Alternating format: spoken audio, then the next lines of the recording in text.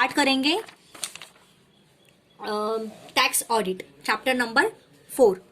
ठीक है guys, so let's start. Okay, so tax audit. So ये चैप्टर में हम लोग क्या पढ़ने वाले हैं? हम लोग पढ़ने वाले हैं अकाउंटेंट का मीनिंग, ओके, उसका डेफिनेशन, देन ऑडिटर का रोल क्या होता है under the income tax act. हमने ऑडिटर का कंपनीज एक्ट के अंडर उसके क्या क्या ड्यूटीज एंड रिस्पॉन्सिबिलिटीज राइट्स होते हैं ये हमने देख लिया, बट इनकम टैक्स एक्ट के अंदर उसके क्या रोल होते हैं वो हम यहाँ पे देखने वाले हैं। Then certification for claiming exemption और डिडक्शंस का, ठीक है। Then tax selective tax audit हम लोग थोड़ा सा देखेंगे, and the tax consultancy and representation. Okay guys, so to understand the term accountant and scope of auditor under the income tax act मैंने बताया आपको। देन हम लोग स्टडी करने वाले हैं the rules relating to certification of claiming exemptions, selective tax audit, tax consultancy and representation, okay। And उसका थोड़ा सा कंप्यूटराइज सिस्टम का प्रोग्राम हम लोग देखने वाले हैं, ठीक है। सो थोड़ा सा मीनिंग देखेंगे। टैक्स ऑडिट मतलब क्या? टैक्स ऑडिट मतलब क्या? It is the examination of financial records of an entity, मतलब ऑर्गेनाइजेशन, कोई ऑर्गेनाइजेशन का फाइनेंशियल रिकॉर्ड्स का एग्जामिनेशन करना टू असेस करने के लिए कि correctness of the calculation of taxable profit. जो भी टैक्सेबल प्रॉफिट हुआ है ना, उसका करेक्टनेस चेक करने के लिए फाइनेंशियल रिकॉर्ड्स को चेक करते हैं, ठीक है, एग्जामिन करते हैं। It is called tax audit. Accountant, accountant means a practising chartered accountant, ठीक है। Accountant means what? Practising chartered accountant as per the chartered accountants act 1949, okay. Next, form 3CA क्या होता है? ये tax audit report should be in form CA, ठीक है। Form 3CA tax audit report क्या होता है? फॉर्म 3CA होता है, ठीक है। नाउ थोड़ा सा मीनिंग देखेंगे अकाउंटेंट का। An accountant is a person who has passed the accountancy examinations of recognized accountancy bodies। Accountant कौन होता है?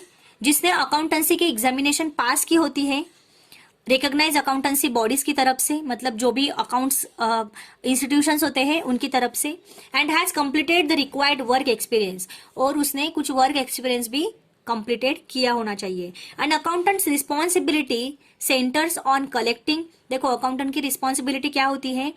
Collecting, recording and communication of financial information, collect करना, फाइनेंशियल इंफॉर्मेशन कलेक्ट करना, रिकॉर्ड करना और उस पर कम्युनिकेट करना, ये रिस्पॉन्सिबिलिटी अकाउंटेंट की होती है। And the preparation of analysis for decision making purposes, और एनालिसिस करना डिसीजन मेकिंग पर्पजेस के लिए, ठीक है। नेक्स्ट, अ चार्टर्ड अकाउंटेंट मतलब CA जो होता है is a qualified member of the institute of chartered accountants. ये क्वालिफाइड मेंबर होता है इंस्टीट्यूट ऑफ चार्टर्ड अकाउंट की तरफ से, okay. Chartered accountant have in depth knowledge of taxes and finance, उनके पास डेप्थ नॉलेज होता है टैक्स एंड फाइनेंस का, ठीक है। दे आर प्रोफेशनल्स, वो प्रोफेशनल्स होते हैं who are expert in the field of account, जो अकाउंट के फील्ड में एक्सपर्ट होते हैं। दे मे सर्व एज एम्प्लॉयज, वो सर्व करते हैं as a employees of an organisation, ये ऑर्गेनाइजेशन के एज ए एम्प्लॉयज के बेस पे वो सर्व करते हैं ऑर्गेनाइजेशन को, और may practise on their own offering financial services, और वो प्रैक्टिस भी करते हैं उनके खुद के ऑफर किए हुए फाइनेंशियल सर्विस को, okay. And conducting audit of the financial statements of an organisation, और ऑडिट भी करते हैं वो लोग फाइनेंशियल ऑर्गेनाइजेशन के फाइनेंशियल स्टेटमेंट के, ठीक है। ये था अकाउंटेंट का concept. Now tax audit. The tax authorities may not accept the profit or losses computed as per accounting principles। जो टैक्स ऑथोरिटीज जो होते हैं वो एक्सेप्ट नहीं करते हैं प्रॉफिट और लॉसेस को, जो भी अकाउंटिंग प्रिंसिपल्स में अकाउंटिंग प्रिंसिपल्स के बेसिस पे जो भी हमने टैक्स जो भी टैक्स प्रॉफिट और लॉसेस होते हैं वो अथॉरिटीज एक्सेप्ट नहीं करते हैं। So income tax is levy on the income of an entity. Income tax किस पे डिपेंड रहता है?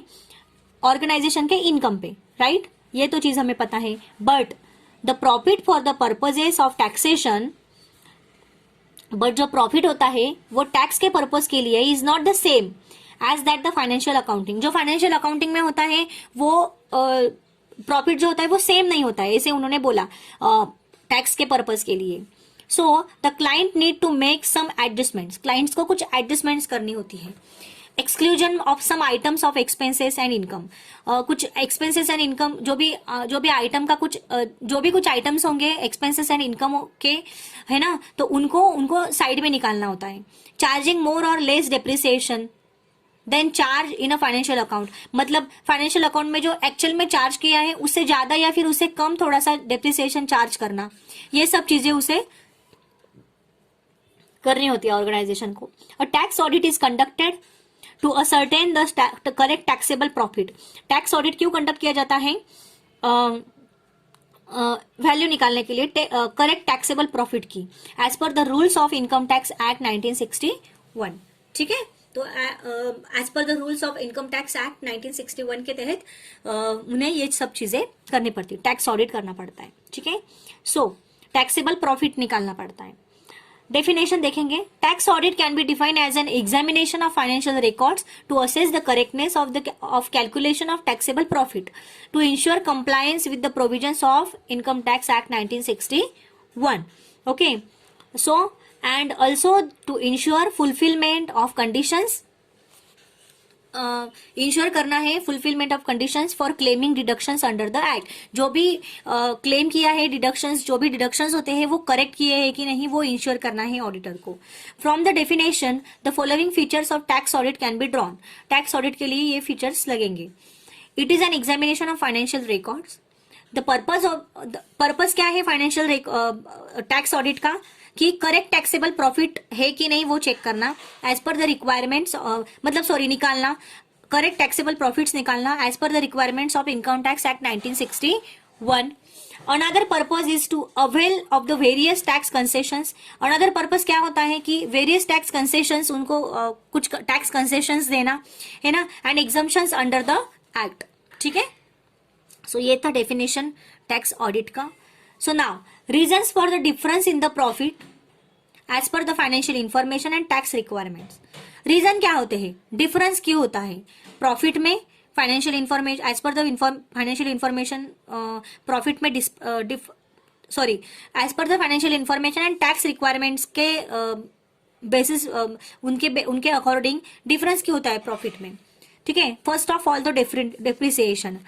The method of computing depreciation as per the income tax act entirely different from the accountancy method.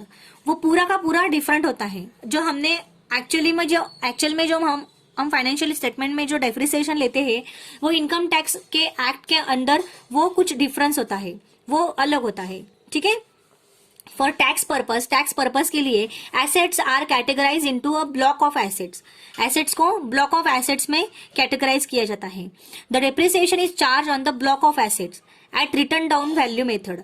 उन्हें depreciation जो charge किया जाता है वो टैक्स मेथड को यूज करने के लिए, टैक्स को निकालने के लिए उन्हें रिटर्न डाउन वैल्यू मेथड के बेस पे डेप्रिसिएशन निकालना होता है. Further the date of purchase of an asset is of no relevance. So जो परचेस की जो डेट है एसेट की वो रिलीवेंस नहीं होती है अनलेस द एसेट न्यू, मतलब जो भी एसेट होगी is used for less than 180 days. Okay, otherwise उनकी जो एसेट्स होती है वो 180 डेज के अंदर की होनी चाहिए. Okay, so in which case only 50% of the normal depreciation shall be charge. अगर 180 डेज के अंदर अगर होगी ये एसेट, ठीक है, न्यू होगी, 180 डेज के अंदर की होगी ये एसेट, 180 डेज के अंदर ही परचेस की होगी, सो ये एसेट में 50% नॉर्मल डेप्रिसिएशन चार्ज किया जाता है. सो ये चीजें आप ध्यान में रखो. Scientific research. Contribution to an outside scientific research institution can be charged at 125% of the amount. 125% of the amount को चार्ज करता है. ठीक है, contribution. Whereas as per financial accounting, और financial accounting के according only actual cost can be charged to profit and loss account. सिर्फ actual cost he profit and loss को charge की जाती है. और इनके बेस और यहाँ पे एक्चुअल में क्या बोला है उन्होंने कि 125% ऑफ द अमाउंट चार्ज की जाती है रिसर्च इंस्टीट्यूशन को. ठीक है, रिसर्च इंस्टीट्यूशन चार्ज करती है. So any provision or reserve देखेंगे. As per the income tax act the actual amount of the revenue की एक्चुअल अमाउंट रेवेन्यू लॉसेस की एक्चुअल अमाउंट चार्ज की जाती है प्रॉफिट एंड लॉस अकाउंट को, but no provision or reserve for expected loss is allowed like research and development, right. So but कोई भी provision reserve मतलब जो भी रिजर्व है, मतलब नो प्रोविजन और रिजर्व, जो कोई भी रिजर्व एंड प्रोविजन उसमें एक्सपेक्ट नहीं की जाती है, कहाँ पे, लॉस के लिए, loss expected loss is allowed like research and development. जो भी रिसर्च एंड डेवलपमेंट के लिए हम लोग जो भी एक्सपेक्टेड लॉस और जो भी एक्सपेक्टेड लॉस हो सकता है रिजर्व, उसका कोई रिजर्व और कोई प्रोविजन उसमें यहाँ पे अलाउड नहीं है, ठीक है, रिजर्व अलाउड नहीं किया जाता है प्रोविजन में, ठीक है, जैसे कि research and development. Okay,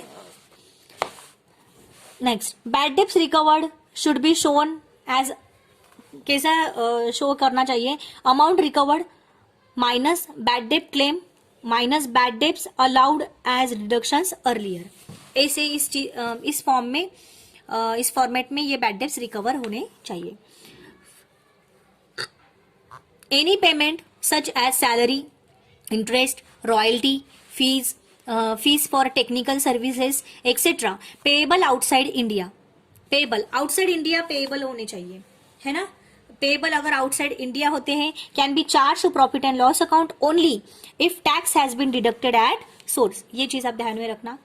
any payment involving more than ₹20,000, कोई पेमेंट जिसका 20,000 रुपीज से ज्यादा है amount, cannot be allowed as deductions, वो डिडक्शंस में अलाउड नहीं है if it is not paid through a cross cheque or draft, ठीक है। अगर उसने क्रॉस चेक और ड्राफ्ट में नहीं पे किया है तो उसे कोई भी टैक्स, कोई भी डिडक्शंस उसमें नहीं होंगे, ठीक है। सो ये था डेफिनेशन, रीजंस थे वो, प्रॉफिट में क्या क्या रीजन डिफरेंस होते हैं, डिफरेंस के रीजन क्या होते हैं, प्रॉफिट में जो डिफरेंस होता है उसका रीजन क्या है, वो हमने यहाँ पे 6 पॉइंट्स में हमने एक्सप्लेन किया।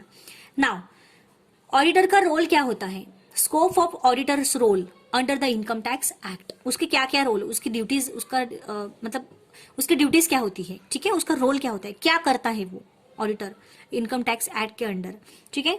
The auditors role under the income tax act involves conducting tax audit under section 44A(b), ठीक है, ये चीज आप ध्यान में रखो, उसे टैक्स ऑडिट कंडक्ट करना होता है।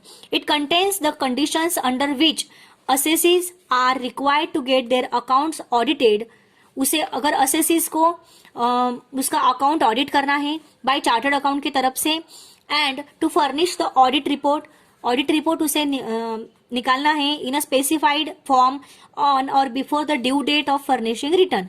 ओके, दिस असेसीज आर, वो असेसीज कौन होते हैं, this assessees carrying on business, ठीक है। Condition, total sales, turnover or gross receipts of business for the previous year exceeds ₹60 lakh, ठीक है, 60 लाख से ज्यादा उनके जो भी बिजनेस का टर्नओवर होगा, सॉरी सेल्स होगा, वो होना चाहिए, ठीक है। टर्नओवर होगा, ग्रॉस रिसिप्ट्स वो भी 60 लाख के ऊपर होनी चाहिए लास्ट ईयर की, और टोटल सेल्स। ओके, ये कंडीशन होती है बिजनेस के, अगर कोई बिजनेस होगा तो। अगर कोई प्रोफेशन होगा तो क्या होगा, ठीक है, अगर कोई प्रोफेशन को ऑडिट करना है तो क्या होगा, gross receipts for the previous year exceeds ₹15 lakh, 15 lakh के ऊपर उसका ग्रॉस रिसिप्ट्स होना चाहिए। An assessees cover under section under 44AD, 44AE, 44AF, 44BB और 44BBB, ठीक है। तो ये चीजें अगर वो कवर करता है तो उसकी कंडीशन क्या होगी, या असेसी मीन्स व्हाट, जो ऑडिट करना चाहता है वो, ठीक है। कंडीशन देखो, where an assessee claim its income from such business to be lower than the deemed income computed in accordance with the respective section. When an assessee claims it income, अगर उसने कुछ उसका इनकम क्लेम किया है from such business से, to be lower than, उसमें कुछ कम होगा, डीम्ड इनकम कंप्यूटेड, जो भी रिस्पेक्टिव सेक्शंस में अगर कुछ इनकम डीम किया, मतलब कुछ इनकम स्पेसिफाइड किया है, उससे उसका इनकम कम होगा, ठीक है, तो उस टाइम पे क्या होगा, here sales include amount realise from the sales, है सेल्स इंक्लूड्स, सेल्स में क्या इंक्लूड होगा, amount realise from the sale से of scrap and by product, ठीक है, प्रोडक्ट को सेल किया, स्क्रैप किया, ये सब चीजें सेल्स में इंक्लूड होगी. It includes excise duty, sales tax, service charges etcetera, ये सब चीजें इसमें इंक्लूड होगी. If these are included in the sales price as a composite, one and are not accounted separately. उसमें एक ही चीज में उसने सेल्स प्राइस में उन्होंने कंपोजिट की है और उसमें उन्होंने सेपरेट नहीं की है, ठीक है. It includes the receipt from sale products और सर्विसेज, उसमें इंक्लूड है the receipt from sales, receipt मिली है प्रोडक्ट और सर्विसेज को बेच के, कैश सब्सिडीज मिली हमें, है ना, duty drawbacks, right, insurance settlements etcetera, ये चीजें भी सेल्स में आती है. It does not include the receipts that are not assessable as income, जो इनकम असेसेबल नहीं हुई है वो रिसिप्ट्स यहाँ पे नहीं आएंगी. Under the head profit and gains of business और प्रोफेशन, ठीक है. असेसीज की ड्यूटीज क्या होती है वो हम देखेंगे यहाँ पे. असेसीज की ड्यूटीज देखेंगे. There are 3 duties to be performed under section 44AB. There are 3 duties to be performed under section 44AB. section 44AB के अकॉर्डिंग उसके अंडर सेक्शन 44AB में 3 ड्यूटीज है जो असेसी को परफॉर्म करनी पड़ती है. तो कौन सी है ये duty? He must get his account audited, उसने उसका अकाउंट पूरा का पूरा ऑडिट करना चाहिए उसके अकाउंट्स का. Okay. He must obtain a report of audit का रिपोर्ट उसने लेना चाहिए as required under section within the specified time, जो भी उसका जो भी टाइम में सेक्शन में दिया हुआ है वो टाइम के अंदर उसने ऑडिट रिपोर्ट प्रिपेयर कर लेना, ऑडिट रिपोर्ट उसने लेना चाहिए ऑडिट करके, ठीक है. The assessees must furnish the report along with the returns of income to the income tax authority. ठीक है, उसने वो रिपोर्ट जो है रिटर्न के साथ जो भी इनकम टैक्स अथॉरिटी की तरफ से उसे जो रिटर्न मिलेगा वो रिटर्न के साथ उसने with the return of income का return to income tax authority को उनके साथ उसने वो रिपोर्ट फर्निश करना चाहिए, ठीक है. ये जो 3 ड्यूटीज है, उसने अकाउंट्स ऑडिटेड कर लेना चाहिए, उसने ऑडिट रिपोर्ट प्रिपेयर कर लेना चाहिए with in the specified time under the section within the specified time. Okay. जो भी ऑडिट रिपोर्ट रिक्वायर्ड होगा सेक्शन के अंडर वो स्पेसिफाइड टाइम के अंदर उसने वो प्रिपेयर ऑब्टेन कर लेना चाहिए. And the last one is उसने वो रिपोर्ट फर्निश करना चाहिए किसके साथ? टैक्स इनकम टैक्स अथॉरिटी के साथ, ठीक है. नेक्स्ट, टैक्स ऑडिटर और अकाउंटेंट. टैक्स ऑडिटर और अकाउंटेंट, ये कंसेप्ट हम देखेंगे थोड़ा सा. The tax audit report is to be given by an accountant. Tax audit report कौन देगा? अकाउंटेंट देगा, जो कि इनकम टैक्स एक्ट के अकॉर्डिंग उसे अकाउंटेंट बोला गया है, वो टैक्स रिपोर्ट देगा. An accountant means a practice in chartered accountant within the meaning of chartered accountants act 1949, ये हमने देखा. Where the accounts of an entity, कोई ऑर्गेनाइजेशन का अकाउंट आर ऑडिटेड, अगर कोई ऑर्गेनाइजेशन का अकाउंट जहां पे ऑडिट होता है under the law, under another law, कोई दूसरे लॉ के अंडर में, the same auditor can conduct tax audit, तो वो सेम ऑडिटर जो है वो टैक्स ऑडिट कंडक्ट करेगा. The institute of chartered accountants of India has prescribe a ceiling of 30 tax audits पर चार्टर्ड अकाउंटेंट. मतलब एवरी चार्टर्ड अकाउंट, हर एक CA जो भी वो मतलब एवरी इंडिविजुअल सीए वो 30 टैक्स ऑडिट कर सकता है, ठीक है, as per the institute of chartered accountants of India, ठीक है, as a self regulatory measure among chartered accountants. उनके साथ कोई मतलब कोई सीए लोग मतलब सीए के साथ जो भी सीए होता है वो 30 टैक्स ऑडिट कर सकता है एक साथ. Okay. So tax auditor report उनको साथ लेके, मतलब कोई और दूसरे सीए पर्सन्स को साथ लेके वो उसका सीए अकाउंटेंट्स को साथ लेके वो टैक्स ऑडिट करता है, 30 टैक्स ऑडिट कर सकता है. Tax auditor report, the auditor has to submit tax audit report, statement of particulars, जो भी स्टेटमेंट बोला है, statement of affairs, financial, balance sheet, anything. The audit report should be in form 3CA. हमने पढ़ा था ऑडिट रिपोर्ट किस में होता है, फॉर्म 3CA में होता है. If his accounts are to be audited under any law, कोई भी लॉ के अंडर उसने अगर उसका अकाउंट उसने ऑडिट कर लिया है तो उसका जो ऑडिट रिपोर्ट होगा वो कौन से फॉर्म में होगा, फॉर्म 3CA में होगा. On the other hand, form 3CB accounts are not required to be audited.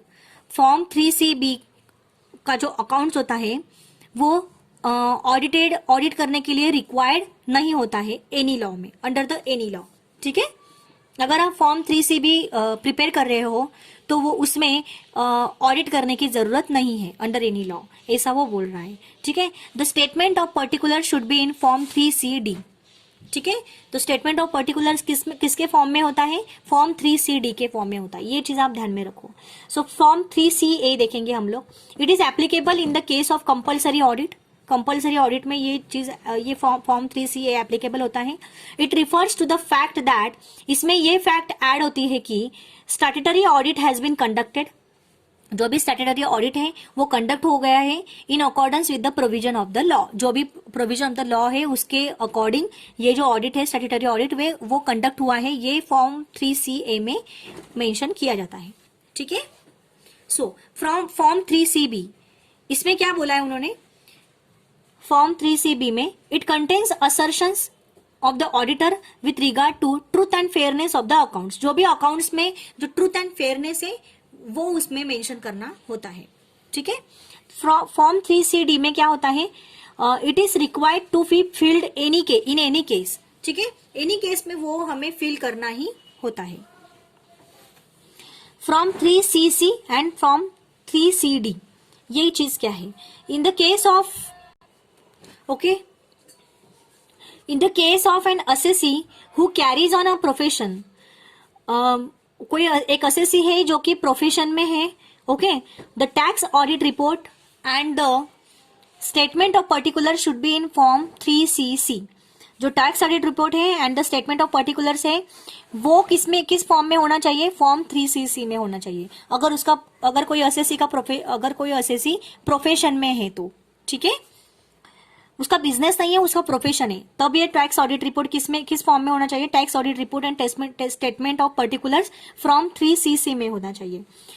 From form 3CC is suppose to contain the tax auditor's opinion. Tax auditor के opinion के बेस पे वो होना चाहिए. ये as to the truth and fairness of financial statements, वो तो auditor ही prepare करे, वो तो ऑडिटर ही उसका ओपिनियन देगा वो फॉर्म 3CC में, कि उसमें उसके जो भी प्रोफेशन के फाइनेंशियल स्टेटमेंट्स है उसमें ट्रूथ एंड फेयरनेस है.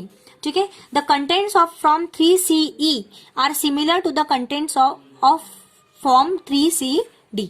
ठीक है, मतलब फॉर्म 3CE के जो कंटेंट्स है वही सेम कंटेंट फॉर्म 3CD में है. तो फॉर्म 3CD क्या है,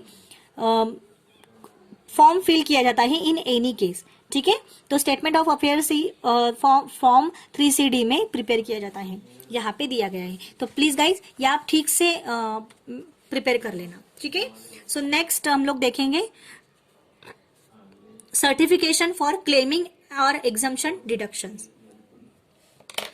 तो गाइज हमने क्या क्या पढ़ा अभी, हमने देखा टैक्स ऑडिट का थोड़ा सा डेफिनेशन देखा हमने, है ना, अकाउंटेंट का डेफिनेशन देखा, देन फॉर्म 3CA देखा. फॉर्म 3CA क्या होता है, ऑडिट, एक टैक्स ऑडिट का रिपोर्ट ही उसमें मेंशन, टैक्स ऑडिट का रिपोर्ट ही होता है फॉर्म 3CA. देन हमने थोड़ा सा अकाउंटेंट का डेफिनेशन देखा कि अकाउंटेंट क्या होता है. अकाउंटेंट एक CA होता है जो कि क्वालिफाइड मेंबर होता है इंस्टीट्यूट ऑफ चार्टर्ड अकाउंटेंट्स के जरिए. ठीक है, under the act of chartered accountant act 1949. ठीक है, देन हमने टैक्स ऑडिट क्या होता है वो देखा, उसका डेफिनेशन देखा. फिर हमने रीजंस देखे कि डिफरेंस इन द प्रॉफिट में डिफरेंस का रीजन क्या है as per the financial information and tax requirement. ठीक है, देन हमने उसमें क्या क्या रीजंस होते हैं, depreciation, scientific research, any provision or reserve, मतलब कोई भी प्रोविजन और रिजर्व करने की यहाँ पे जरूरत नहीं है as per the income tax act, है ना। अगर कोई लॉस अगर कंपनी सफर करती है फ्यूचर में, तो वो लॉस को ही वो रिकवर करने के लिए वो अभी से रिजर्व करके रखती है कोई अमाउंट, पता है ना। तो ये चीजें यहाँ पे under the income tax act ये चीजें यहाँ पे नहीं होती है, ठीक है। तो next bad debts recover, sorry हाँ, तो इसमें यही चीजें आएंगी, जो भी रिजर्व होता है वो बैड डेब्ट्स का रिजर्व भी यहाँ पे रिकवर्ड नहीं किया जाता है, ठीक है। जो भी आप बैड डेब्ट्स रिकवर कर रहे हो वो तो कैसे किस तरह से रिकवर होना चाहिए, तो ये सब चीजें यहाँ पे दिया हुआ है। जो भी आप पेमेंट कर रहे हैं वो पेमेंट भी किस तरह से होना चाहिए, वो पेमेंट सारे पेमेंट्स प्रॉफिट एंड लॉस में उन्होंने लेना चाहिए, एंड वो आउटसाइड पेएबल आउटसाइड इंडिया होने चाहिए। अगर वो जो पेमेंट्स हैं वो पेएबल आउटसाइड इंडिया है तो वो प्रॉफिट एंड लॉस में चार्ज होंगे। कब चार्ज होंगे वो, जब वो टैक्स डिडक्टेड एट सोर्स होंगे तब, ओके। जो भी पेमेंट है वो अगर 20,000 से ज़्यादा है, ठीक है, तो वो डिडक्शंस के लिए अलाउड नहीं है, ठीक है। अगर वो जो पेमेंट है वो क्रॉस चेक में पेड नहीं किया है तो, ठीक है। देन हमने ऑडिटर के रोल देखे, ओके गाइज।